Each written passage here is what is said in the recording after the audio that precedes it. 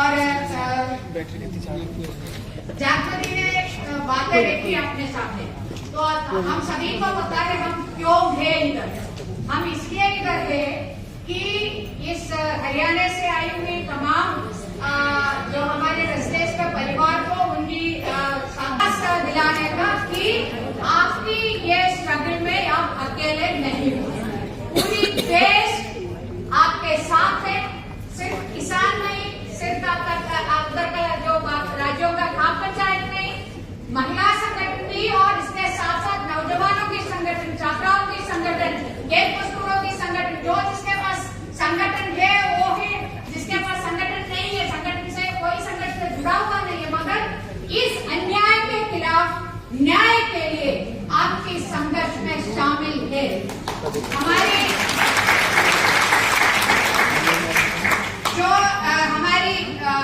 जो खिलाड़ी दैनिक संगठनों ने मिलकर ये तय किया है कि हमें इनके संघर्ष में साथ देना है, और हमें सिर्फ दिल्ली में जंतर मंतर पे हर रोज हर संगठन से 5 लोग 10 लोग ऐसा सिर्फ आना नहीं था। अक्सर कोई बात नहीं है, पूरी देश का हमने कॉल दे दिया, सभी महिला संगठनों ने मिलकर कॉल दे दिया। मैं इसलिए बोल रही ये तमाम चीजें जो किया है वो इसके बारे में मैं इसलिए बोल रही क्योंकि आपको ये फिर से एक निराशा कभी नहीं फील करना है कि आप अकेले पढ़ रहे हैं, ऐसा नहीं सोचना है। इसलिए मैं बोल रही हूँ कि तमाम संगठनों ने पूरी देश के अंदर महिला संगठनों को हम यूनाइटेडली कॉल दे, एक साथ मिलकर कॉल दे दिया है। पूरी देश के अंदर चाहे गांव में हो, शहर में हो, गली गली में हो, समर्थन में इन खिलाड़ियों की इस संघर्ष के समर्थन में कार्यक्रम करने का बहुत सारे कार्यक्रम किया। इसमें खास एक बात है कि हमने हस्ताक्षर अभियान जारी किया था, और लगभग हर जिला के अंदर, पूरी देश के अंदर, कुछ राज्य छोड़कर बाकी तमाम राज्य के अंदर हर एक जिला के अंदर ये हस्ताक्षर अभियान किया। खासकर हमारी संगठन साड़ी का ऊपर हस्ताक्षर लोगों का हस्ताक्षर इकट्ठा किया था, और कलेक्टर के माध्यम से प्रधानमंत्री को भेजा, ये बोलते कि खिलाड़ियों को जल्दी से जल्दी न्याय दो। न्याय देने का शुरुआत ब्रजभूषण के आरस से होना चाहिए। ब्रजभूषण का आरस ना करके सरकार जो हमारे देश की जितना कानून है, महिलाएं और बच्चों को सेंटर में रखे, उनकी जो डिग्निटी का, उनकी इज्जत का और उनकी कॉन्स्टिट्यूशनल राइट को प्रोटेक्ट करने के लिए, संविधानिक हक को बचाव करने के लिए, सेव करने के लिए, हमारी इज्जत को, हमारी डिग्निटी, हमारी सेल्फ रेस्पेक्ट को प्रोटेक्ट करने के लिए कानून है। हमारी संसद ने बहुत सारे कानून 75 साल के अंदर बनाया है, और हर एक कानून किसी सरकार का, चाहे आज की सरकार हो, चाहे पिछली 75 साल के अंदर जो भी सरकार सत्ता पे आई है, कोई भी सरकार ने मेहरबानी से नहीं पास किया है, बल्कि इस देश की हजारों महिला की अपनी जान कुर्बान देने की वजह से, इसलिए कुर्बान देना पड़ा कि उनके साथ शोषण हो गया, उनके साथ रेप हो गया, उनको कत्ल किया है। महिलाओं की और बच्चों की जान देने से ये कानून पास किया है। उस कानून को तोड़-फोड़ करके जो बच्चों का जो कानून है, पॉक्सो एक्ट कानून, उस कानून के तहत कंप्लेंट मिला है तो तुरंत अरेस्ट होना है, इसके बाद ही फिर एफआईआर और जांच होना है। इधर महीने इंतजार करे, आखिरी में उच्चतम न्यायालय को बोलना पड़ा कि भरे एफआईआर फाइल करो। तो ये हमारी जो लड़ाई है, हम आपकी जो बेटियों को, हरियाणा की बेटी को, हमारा भी बेटियां है, हमारे देश की खिलाड़ियों को, इस आंदोलन को हम इसलिए भी महत्वपूर्ण मानती है। यह सिर्फ उन्हीं का ही न्याय की बात नहीं, हर दिन इस देश के अंदर हजारों महिला के साथ यौन उत्पीड़न हो रही है और यौन शोषण हो रही है, रेप हो रही है, उनके लिए भी और आने वाला पीढ़ियों के लिए और हमारे लिए, खुद के लिए भी। आज आपकी जो इस खिलाड़ियों के साथ हमें पहले से क्या बोल रहे थे, अब देशद्रोही है, इसलिए हमें हर जगह पे जेंटलमैन गाना पड़ा, सिनेमा देखने के लिए उधर भी है, क्योंकि हमारी देशभक्त हमें प्रूव करना है। और इस देश का मान सम्मान बढ़ाया इन बेटियों ने, पूरी दुनिया की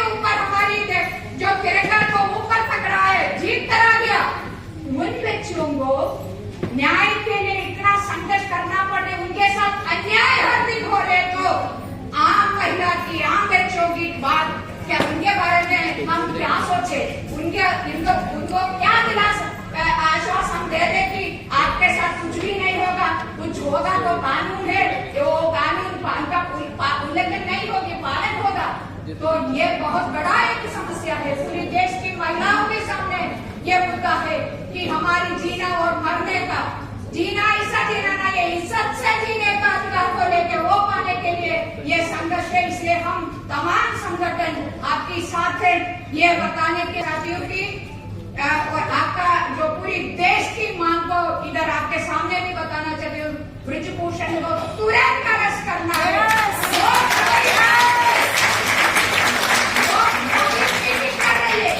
कानून को बदलने का बात बोल रही हो, तमाम चीजें कंप्लेंट जो दिया शिकायतकारियों को डराने की बात है, तो वो खुद एक क्राइम है।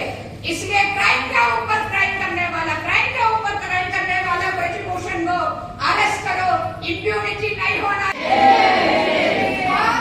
ये सरकार हमसे डरती है, पुलिस को आगे करती है, सरकार हमसे डरती है, पुलिस को आगे जरूरी चीज है, इस तरीके से इसको स्थापित कर दिया है। आपको पता होगा बहू बेटी के सम्मान के नाम पे 14 के जो चुनाव थे उस समय मुजफ्फरनगर के अंदर ये सम्मेलन किया गया था और बहू बेटियों के सम्मान के नाम पर जो है उनके उत्पीड़न की, उनके जो है तमाम तरीके के यौन उत्पीड़न, हत्या, दंगा फसाद, जनसंहार, सबके लिए जो है जेंडर के मामले पे, लिंग के मामले पे उसको आधार बना के सबके लिए जो है जगह निकाली गई है। तो इस समय जो औरतों की लड़ाई है, आप समझ के मूल मानव अधिकारों को बचाने की लड़ाई है, डेमोक्रेसी को बचाने की लड़ाई है और साधारण मानवीय समाज को बचाने की लड़ाई है। ये केंद्रीय लड़ाई है, इस समय की केंद्रीय लड़ाई है और इसका सार बहुत गहरा राजनीतिक सार है इस लड़ाई का। इस लड़ाई का ये केवल ऐसा नहीं है कि एक सेक्शनल इंटरेस्ट है, यह मानव अधिकारों का मामला है जो कि आप जानते हैं तरह तरह से खुल रहा है इस दौर में और शाहीन बाग आंदोलन भी इसकी एक मिसाल रहा। तो ये जो पहलवान लड़कियां हैं, निश्चित रूप से ये लड़कियां बहुत आगे बढ़ी हुई है हमारे समाज के अंदर। इन्होंने बहुत सारी चुनौतियां जो है वो स्वीकार की और हमने जब खिलाड़ी लड़कियों का सम्मेलन किया था हरियाणा में, तो हमारी एक मांग ये थी कि सारे गांवों के अंदर जो है अखाड़े हैं लड़कों के लिए, लेकिन लड़कियों के लिए कोई ऐसी जगह नहीं है कि जहां वो बैठ सके, खेल सके, एक्सरसाइज कर सके। उनकी भी हेल्थ है, उनका भी शरीर है, उनके भी उन्हें भी कुछ करना है, इसका कोई कॉन्सेप्ट नहीं था। तो हम लोगों ने अखाड़ों की मांग की थी लड़कियों के लिए और हम लोग उस समय थोड़ा सा हंसते भी थे क्योंकि उस समय वाजपेयी की सरकार थी और कहते थे हमारा हिडन एजेंडा है लड़कियों के शरीर को सामाजिक स्पेस के अंदर जो है लाना, वो उसका प्रदर्शन कर सके। वो बॉडी बिल्डर्स होते हैं जैसे कि लड़कियां भी जो है वो आ सकें सामने, ये था। तो ये लंबी लड़ाइयां चल रही हैं लंबे समय से, लेकिन आप ये समझिए कि इस समय की लड़ाई जो है वो ये शुरुआत हुई है नए फेज में। ये ब्रिटिश बाबू के जो हत्या को छोड़ा गया उसके बाद का फेज है ये, और इस फेज के अंदर इस लड़ाई का बहुत बड़ा मतलब है। और दोस्तों एक बात मैं ये कह रही हूँ कि जो पिछली गलतियां हैं उनको दोहराने से आप बचिएगा। ये मौके नहीं, बहुत बहुत मुश्किल लड़ाई आगे है और बहुत लोगों को लड़ने की जरूरत है। लड़कियां तड़प रही हैं, महामारी आई हुई है रेप की और यौन उत्पीड़न की, और हमारे यहाँ हरियाणा के अंदर पूरों के अंदर जो इतना छोटी छोटी बच्चियों ने इतने आंदोलन किए, पूरी चेन है।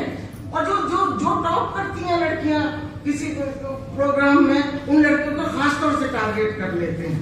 तो आपको मैं बता रही हूँ लड़कियों को, औरतों को घर वापस भेजने का पूरा जो है इंतजाम किया जा रहा है। माता पिता का जो आत्मविश्वास है उस पर चोट की जा रही है लगातार। तो वो माताएं और वो लोग जो इस आंदोलन के अंदर आ रहे हैं वो हमारे लिए बहुत ही महत्वपूर्ण है। मैं आपसे बस इतना कहना चाहती हूँ कि इस आपसी एकता को और ज्यादा संजीदगी से हम लें और ज्यादा गंभीरता से हम अपने लड़ने के तरीके को और अपनी मांगों को डिफाइन करते हुए चलें और वो पद्धति बनाएं जिसके अंदर हम आपस में कम से कम समय के अंदर मिलके अधिक से अधिक नतीजे जो है वो ला सकें। मैं फिर से एक बार बधाई देती हूँ इस संघर्ष के लिए सभी को जो इसके अंदर हिस्सेदार हैं। अब चाहे इस आंदोलन का कोई भी आपको नतीजा मिले, लेकिन आप इस बात को ये बात भूलने की नहीं है कि जब बिल्कुल एक तरीके से पत्थर धर दिया गया था कि महिलाओं के संघर्षों पे और सारे कानून जो है पिछले जो बनवाए गए थे उनको वापस कर दिया गया था। कहा जा रहा है कि पॉक्सो जो है सब एक तरफा है, ये कानून एक तरफा बने हैं। तो इस प्रक्रिया के अंदर, इस दौर के अंदर ये आंदोलन शुरू हुआ है और इसकी मशाल को हम बुझने नहीं देंगे। एक आंदोलन से दूसरा आंदोलन और तीसरा आंदोलन निकलना चाहिए, क्योंकि यौन उत्पीड़न विरोधी आंदोलन के अंदर महिलाओं के सारे नागरिक अधिकारों का मसला शामिल है। शुक्रिया। सभी जो महिला पहलवान धरने पे बैठी हैं, न्याय की लड़ाई लड़ी है, उनके साथ यहाँ पे अपनी जो एकजुटता को और ज्यादा बढ़ाने के लिए यहाँ पे एकत्रित हुए हैं। तो यहाँ पे एक बात जो मैं कहना चाहती हूँ कि ये लड़ाई सिर्फ खिलाड़ी लड़कियों की लड़ाई नहीं है, ये आम लड़की की भी लड़ाई है। ऐसी लड़कियां जिन्होंने देश का नाम रोशन किया, उनके साथ अगर इस तरीके से हो रहा है तो आम जो मजदूर लड़की है, जो स्टूडेंट्स है, जो आम महिला है, उनका हाल क्या होता होगा, ये हम इससे समझ सकते हैं। और जब हम अलग अलग अपने अपने जिलों में, अपने अपने अलग अलग कॉलोनियों में, अपनी इकाइयों में गए, तो ये लोगों के बीच बहुत रोष है। लोग इस चीज को, मतलब वो हर चीज को भूल के इस चीज को देखते हैं कि अगर लड़की के साथ अन्याय हुआ तो ये गलत है, और वो साथ चलने के लिए भी तैयार है। आम महिला भी, हमने जब पुतले फूके अलग अलग कॉलोनियों में, तो आम महिला जिसका कोई सरोकार नहीं, कभी संगठन के साथ भी नहीं जुड़ी, लेकिन जब ये बात सुनती है तो वो साथ चलती है, पुतला फूकने के लिए भी निकलती है। तो जरूरत ये है कि हम खुद बाहर निकले और लोगों को बाहर निकाले, इस लड़ाई को मजबूत करें। और इसके साथ ही ये जो कमेटियां जो होती हैं, यौन उत्पीड़न के विरुद्ध कमेटियां बनाने की जो बात है, उस पे भी हमें काम करना होगा कि वास्तव में ये कमेटियां नहीं है, हर जगह नहीं है। जब कहीं पे जरूरत पड़ती है तो आनन फानन में 2-3 लोगों को बिठा दिया जाता है कि इस पे काम किया जाए। जब तक इस चीज की सेंसिटिविटी नहीं आएगी, जो लोग कमेटी में हैं, तो उन कमेटियों का भी फायदा नहीं। तो इसके लिए कमेटियां बने और उनकी सेंसिटिविटी भी बनाई जाए, ये बहुत बड़ा इशू है इसके साथ। तो इसमें यही कहूंगी कि ये जो बृजभूषण शरण सिंह और ये संदीप सिंह जो है, इनको गिरफ्तार करवाया जाए और इसको गिरफ्तार कराने के लिए एकजुट होना होगा। और ये जो एंटी सेक्सुअल कमेटीज है, ये गठित की जाए। और इसके साथ ही 1-2 नारे लगाकर अपनी बात खत्म करूंगी। अपराधियों का संरक्षण देने वाली सरकार मुर्दाबाद, मुर्दाबाद, मुर्दाबाद। संदीप सिंह को गिरफ्तार करो, गिरफ्तार करो, गिरफ्तार करो। गुंडे बृजभूषण को गिरफ्तार करो, गिरफ्तार करो, गिरफ्तार करो। लड़ेंगे, लड़ेंगे, जीतेंगे, जीतेंगे। स्टैंडिंग कमेटी जिसने नरेगा को लेके लोगों को बुलाया, उस कमेटी में बृजभूषण शरण सिंह था। That you should have walked out. They really should have walked out. लेकिन वो लोग पैसे दे के आए और सबसे ज्यादा वही ऑब्जेक्शन कर रहा था कि क्यों नहीं, क्या बोलते हैं उसको, JCB से क्यों नहीं काम हो सकता, लेबर को डिनाई करना। तो मुझे लगता है we have to write, sorry मैं इसको अभी बोल रही हूँ because a member of parliament just spoke that led by the member of parliament, हमें एक पत्र लिखना चाहिए to the parliament that what is this nonsense. ये Brijbhushan Sharan Singh, we should write to the general secretary of the Lok Sabha as well as the speaker of the Lok Sabha. बहुत सारे साथी जिनकी वजह से आज जो भी कानूनों का लागू करवाने का काम हम कर रहे हैं, अनुभव हमको यही बताता है कि इस देश में महिला आंदोलन पहले कानून लिखवाने की लड़ाई लड़नी पड़ती है और उससे भी ज्यादा कठोर लड़ाई कानून को लागू करवाने की लड़नी पड़ती है। मौजूदा जो आंदोलन है, आज जिस परिप्रेक्ष्य में, जिस संदर्भ में यहाँ हम यह महिला पंचायत कर रहे हैं, कार्यस्थलों पर यौन उत्पीड़न का सवाल हमारे बहादुर पहलवानों की लड़ाई की वजह से आज ये केंद्र में आ गया है। आज आपकी इस बहादुर लड़ाई ने सभी को अपनी एकजुटता दिखाने के लिए प्रेरित किया है और इसीलिए कार्यस्थलों पर यौन उत्पीड़न के मामले में न्याय कितना मुश्किल है, उन साथियों के लिए भी कितना मुश्किल है जो देश के लिए पदक लेकर आते हैं, तब उनको सर आंखों पर हमारे प्रधानमंत्री जी बैठाते हैं और जब वो कार्यस्थलों पर यौन उत्पीड़न का मुद्दा उठाते हैं तो उनकी बात सुनना तो दूर, उनके दुख में अपनी बात कहना तो दूर, उनको बदनाम तक करने में कोई कसर नहीं छोड़ी जाती। इस व्यवस्था के द्वारा आंदोलन इस बात को साबित कर रहा है। हम ये बात भी रखना चाहते हैं साथियों कि मामला तो ये है कि कब तक हम केवल केस दर केस लड़ते रहेंगे, वो भी लड़ना बहुत जरूरी है। आज ये केस है, आज ये केस है, आज ये केस है, ये तो लड़ना नहीं होगा, लेकिन साथ साथ सोचना होगा और लड़ते रहना होगा। ये जो कार्यस्थलों पर सामंत पितृ सत्तात्मक संस्कृति है जो इस तरह के कारणों, इस तरह के व्यवहार को जन्म देती है और इस पितृ सत्ता की वजह से जो भारत की महिलाओं का दोहरा दर्जा है, इस पितृ सत्ता को सींचते पनपाते, इस पितृ सत्ता को पोसते हुए ढांचे के खिलाफ भी लड़ाइयों को वास्तव में बुलंद करना होगा साथियों। और ये बात कहते हुए कि बृजभूषण की